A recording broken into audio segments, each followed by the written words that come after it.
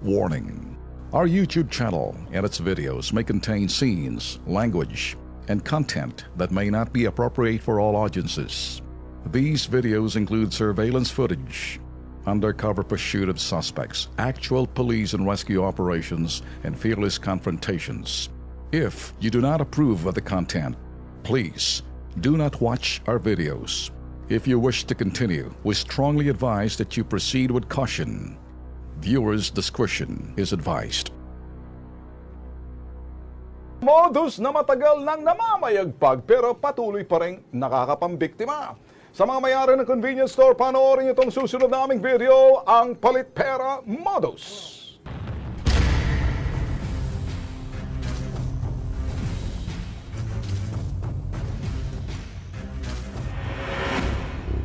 Mabilis ang kilos, aligaga, at dire-diretsyong pagsasalita.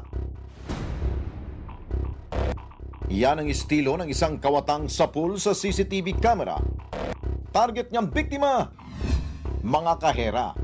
Ang kanyang modus, palit pera.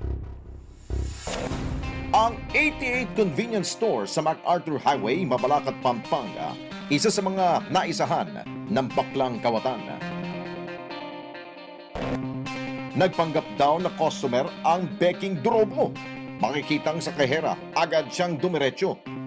Pumasok po siya. May customer po nun. Balis siya yung susunod. Tapos bumili po siya ng Marlboro Lights. Ngayon, nagbigay po siya ng 1,000 pesos. 1,000 pesos ang ibinayad ng nagpanggap na customer kay Camille. Pagmasdan ang galaw ng kawatan. Dire-diretsyong nagsasalita at nakikipag-usap sa kahera at maging sa katabi niya. Estratehiya ro ito ng talpulano para malinlang ang kanyang biktima at maisagawa ang modus niya. Nagbigay po siya ng 1,000 pesos. Tapos bigla niya sinabi na, may barya ako, sabi niya ganon. Sa pagkakataong ito, nalinlang na manloloko si Camille dahil mabilis ang kilos at tila nagmamagic sa bilis ng pilantik ng kanyang mga daliri. Ang 1,000 pesos nagawang palitan ng kawatan ng 100 peso bill nang hindi napapansin ng kanyang biktima. Inabot ko po sa kanya yung 1,000. Sa kabilang kamay niya, oh, 100 lang to, sabi niya ganyan. So pagkabalik niya po nung 100, nagulat din po ako na bakit 100 lang to, sabi niya ganun. Naibigay ko po yung 1,000. Dahil nagpasindak si Camille, tuluyan na siyang naisahan at nasalisihan. Ang insidente nangyari dakong alas 8 ng gabi at 10 ng Enero taong kasulkuyan. Nung pagkasakay niya nga po ng motor, sa buka ng bibig ng lalaking kasama niya, parang may sinabi tapos nagtawanan pa sila.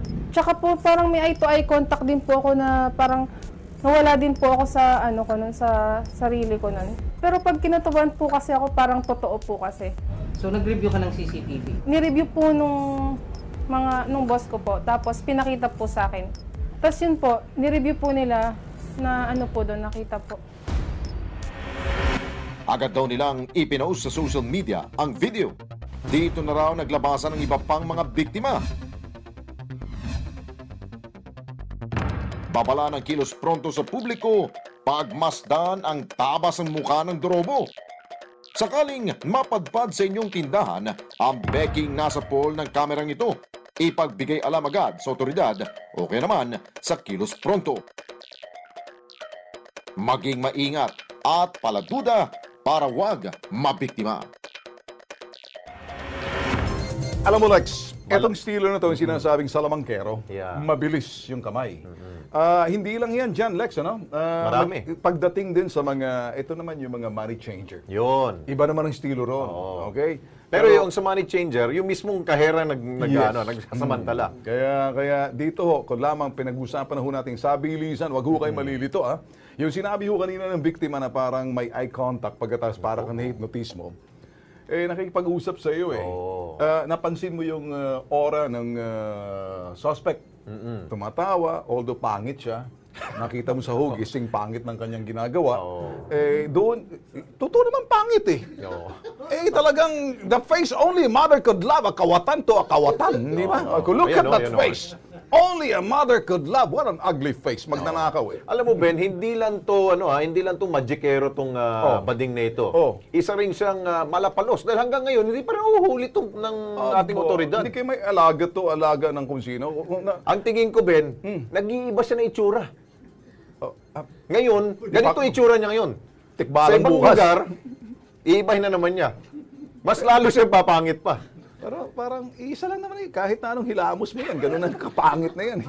Magnanakaw ka talaga. Ay nako, sana ho mahuli ka kung sino ka man, ha? Dahil ang dami mo na pa na biktima.